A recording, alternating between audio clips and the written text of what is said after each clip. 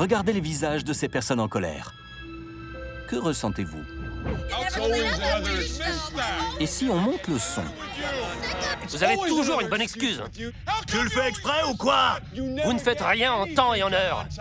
Tu laisses tout traîner derrière toi. J'en ai ras-le-bol. T'es bête ou quoi? C'est pas croyable! Vous trouvez leur colère contagieuse?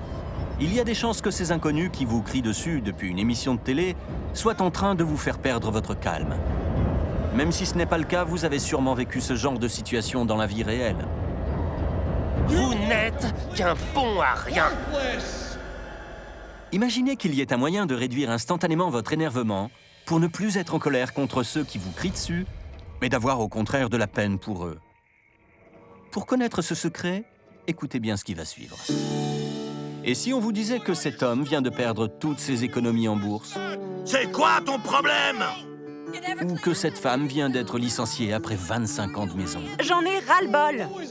Ou que la maison de cet homme vient d'être détruite dans un incendie? Vous n'êtes qu'un bon à rien. Leur colère vous semble-t-elle déjà plus justifiée? Vous la prenez sans doute avec plus de recul maintenant que vous savez pourquoi ils sont énervés. Le neuroscientifique Jim Cohan va interpréter ce qui vient de changer dans votre cerveau.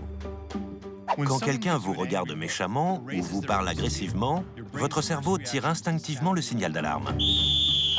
Son centre de contrôle émotionnel se met à libérer de la testostérone et de l'adrénaline, deux hormones clés qui préparent le cerveau et le corps à la possibilité d'une agression physique.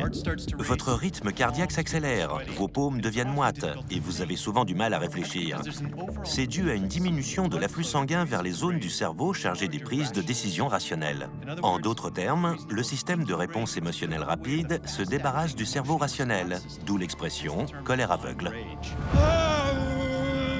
Mais ce genre de colère est le plus souvent stimulé par la peur ou par la douleur.